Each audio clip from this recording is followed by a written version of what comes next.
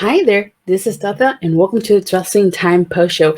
It is Wednesday, March 15th, 2023, which means that tonight I will be talking about AEW Dynamite.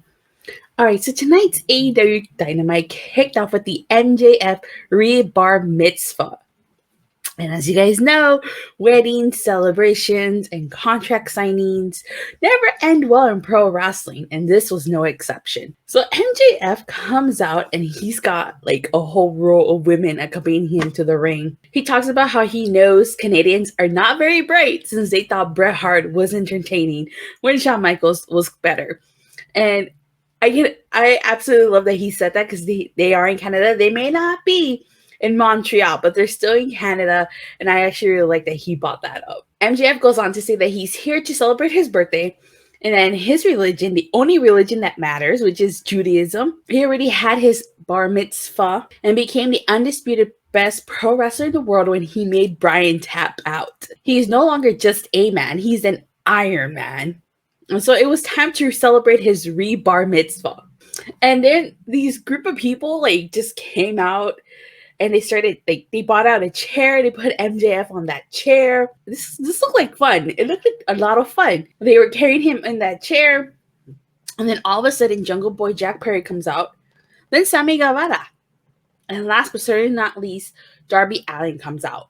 So MJF says that they're ruining his bar mitzvah. And one of the things that I like is that all three men at the same time said that they want a title match.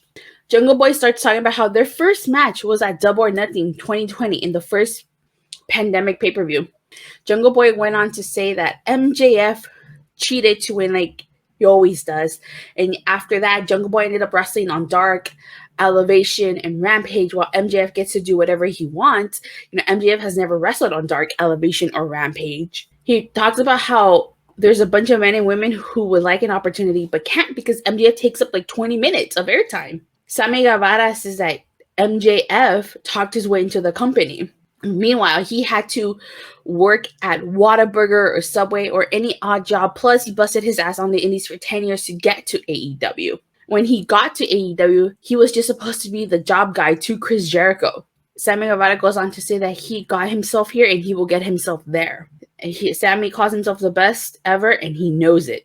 I really like the fact that MJF mentioned Sammy's locker room brawls. He brought that up. I actually like how MJF had responses to everybody here. So then Darby Allin takes the mic. And he says that in 2013, he was going to film school and he dropped out of film school to become a pro wrestler.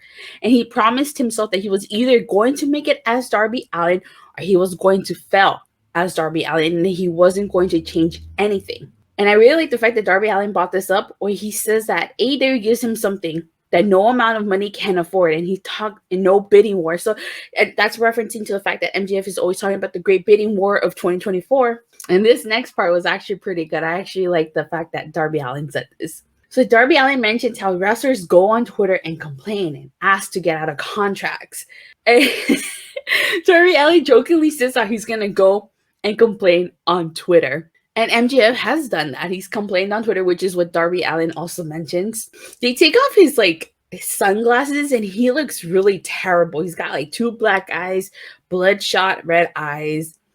Not to mention he's wearing this hat. Kind of reminds me of the Jake Hager hat that Jake Hager likes to wear, but in Badbury. MJF calls Sammy the proposing again in 7 months to a different girl, Guevara, and Sammy Guevara fires back and calls MJF by saying that his fiance left him.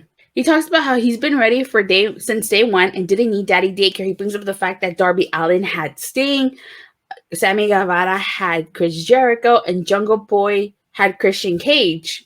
And MJF admits that all 4 of them are the pillars of AEW, but he's beaten every single one of them in singles competition. And then MJF slaps Jungle Boy. Jungle Boy attacks him.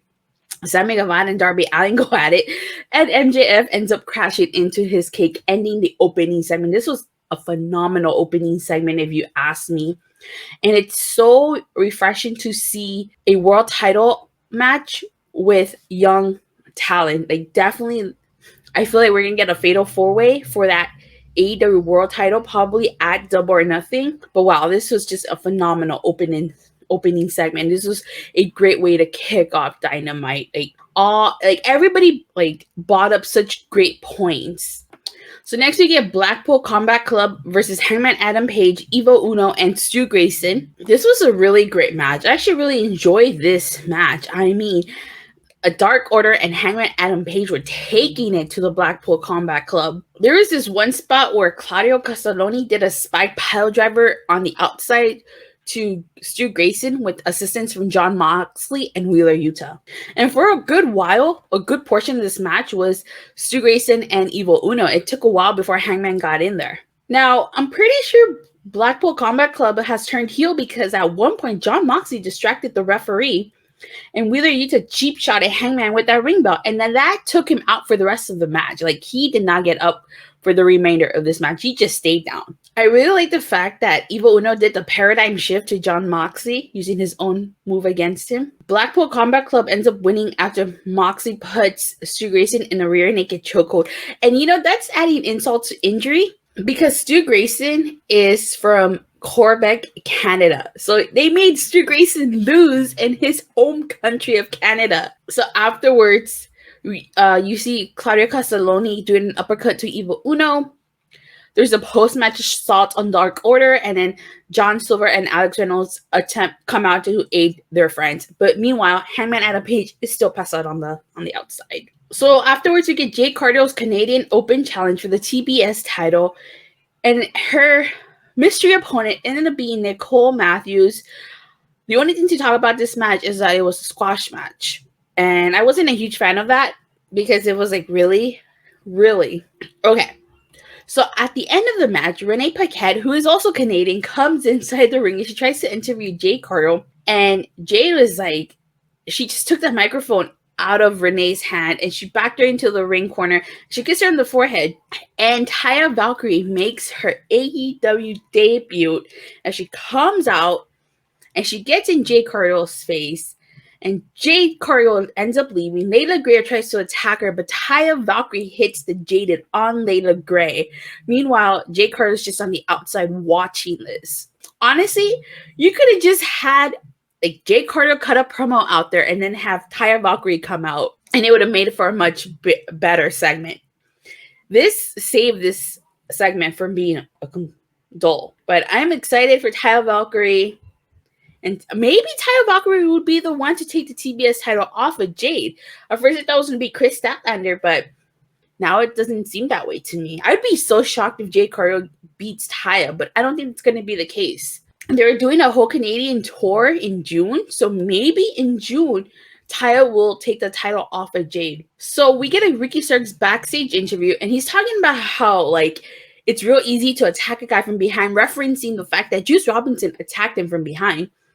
And he talks about how Bullet Club was relevant in 2015. He says that it's the same old Ricky, but different day. And he talks about how if there's issues that Juice Robinson wants to bring in Bullet Club, he's more than welcome to. So this got me thinking wow, I wonder if anybody else from the Bullet Club is going to join AEW. I mean, I know Jay White recently finished up with New Japan and he's still Bullet Club.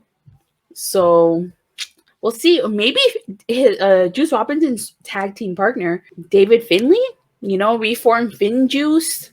So we'll see. We'll see. If there is someone from the Bullet Club coming in, who do you guys think it is? I feel like it would probably be Jay White. So after this, we get the debut of QTV. And this is QT Marshall with Powerhouse Hobbs and some other people. And they're talking about how there's no biased opinions and about only journalistic integrity here. And then they talk about how last year MJF stole Wardlow's momentum. If you guys remember when MJF walked out last year, that took momentum away from Wardlow. Or I should say that overshadowed Wardlow. So they kind of compare Wardlow to Batista here. And they also say Wardlow forgot his passport. And we also find out who broke into Wardlow's car. It was Aaron Solo. We find out that there's a special start time for Rampage, and we're going to get Powerhouse Hobbs Open Challenge.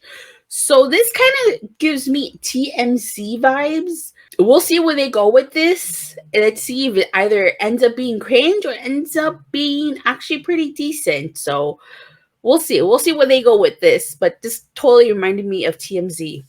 So we get the AEW International Championship match. It is Jeff Jarrett versus Orange Cassidy. You know what? Say what you want about Jeff Jarrett. I know I'm not the biggest fan of Jeff Jarrett, and I know I don't really like the fact that he keeps getting these title shots. But this match was actually pretty good. I actually enjoyed it. If somebody was paying attention, you notice in the crowd there was somebody dressed up as a Shockmaster, which I thought was so hilarious. So Jeff Jarrett does the strut twice at the beginning of this match. And the Orange Cassidy, typical Orange Cassidy, putting his hands in his pockets here.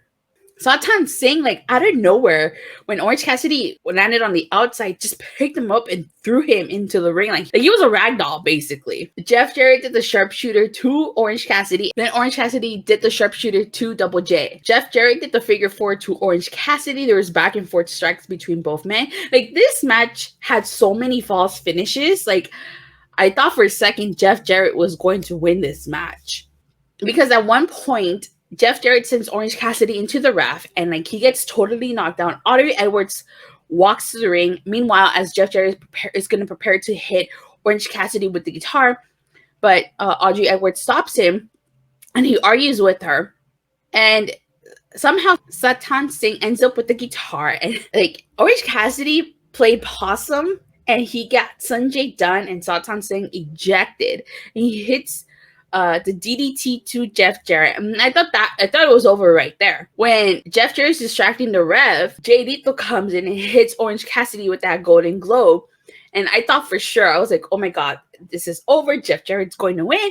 But to my surprise, Orange Cassidy kicked out, and Trent Beretta ended up coming down to the ring, and he took out Jay Lethal. And then Orange Cassidy hits the Orange Punch to Double J, and Orange Cassidy successfully retains his newly crowned AEW International title. So this is a really fun match. Like I said, I enjoyed it. Both Orange Cassidy and Jeff Jarrett did a really good job in that match. Afterwards, we get the Outcasts in-ring promo, and Saraya comes out. She's flipping off the crowd, and Ruby Soho is talking about how she's going to tell us a story. She talks about how the grass was greener in AEW until a couple of bitches came in and pissed all over the grass. Saraya says that they should be kissing the ground they walk on because without them, there would be no division, and that she's a miracle. Toni Storm then takes the mic, and she talks about when she was interim champion, no one appreciated her at all, but the minute Jamie Hayter beat her, everybody loved it. And that is true. Like, I remember a lot of people were pulling for Jamie Hayter to win against Toni Storm.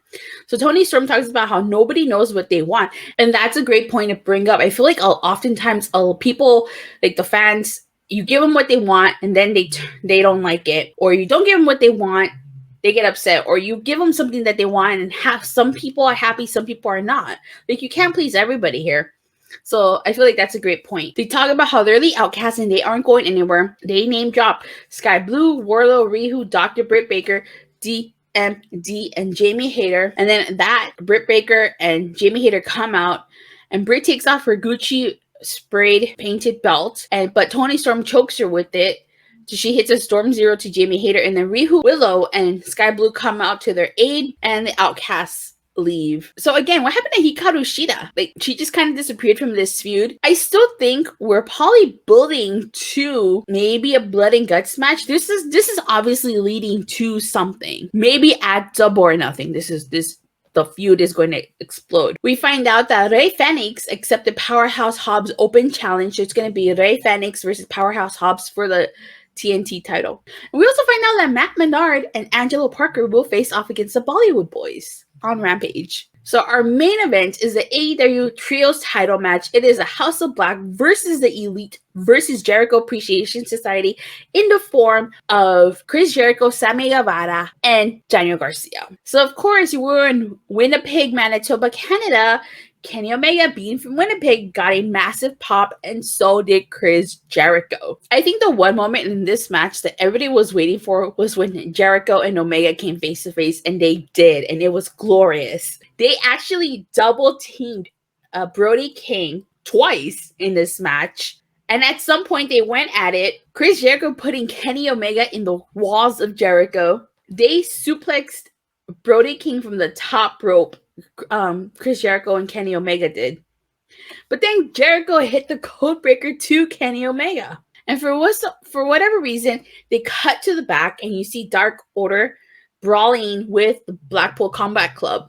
I really love the multiple double Northern Light suplexes that Matt Jackson did to Daniel Garcia, and then when he did them to both Daniel Garcia and Sammy Guevara. Sammy Guevara did a shooting star to Matt Jackson. The House of Black ended up circling Chris Jericho. You had Brody King hit a Dante's Inferno to Chris Jericho. You can hear Omega, who broke up the pin, say to Chris Jericho, "Get up." I love the fact that Sammy Guevara did the shooting star to the Elite on the outside. That was epic. You got a heel kick to Chris Jericho by Malachi Black. Then they hit the Dante's Inferno to Daniel Garcia, and House of Black successfully retained, and the crowd did not seem to be happy with this decision. But afterwards, Jake Hager came out and he attacked House of Black, and then the brawl between Dark Order and the Blackpool Combat Club spilled into the ring. At some point, Silver and Reynolds got taken out. Hangman was standing alone in the ring while the Blackpool Combat Club was getting ready to enter the ring. Unbeknownst to Hangman, the Elite entered and Blackpool Combat Club backed off, and he slowly turned around, and that is how AEW Dynamite went off the air. They left us on a cliffhanger, man. I wanted more. But that's the whole point of a cliffhanger, right? To give you some, but not a lot, so that you tune in next week to see what happens. So overall, a fantastic show tonight. My two complaints about tonight's show was Jay Carter's Canadian Open Challenge. I feel like the Open Challenge was not necessary. I get why they did that, because they wanted to debut Taya Valkyrie, but maybe she could have just gone out there, cut a promo, and then had Taya Valkyrie interrupt her. I just feel like the squash match was totally unnecessary. And then also too, I wasn't the biggest fan of the QTV segment, so it was those two things that stopped this episode from being a Sean Spears perfect 10 out of 10. I would have to give tonight's Dynamite an 8 out of 10 for those reasons, but aside from that, fantastic show top to bottom. It was a really great show. I actually really enjoyed tonight's show, except for those two things. But with that being said, you guys, thank you guys all so much for watching and for the continued support. Please don't forget to like and subscribe. Make sure you hit that bell so you get notified whenever I go live or release a new video. And I'll see you guys still not live on Friday after Rampage. Bye!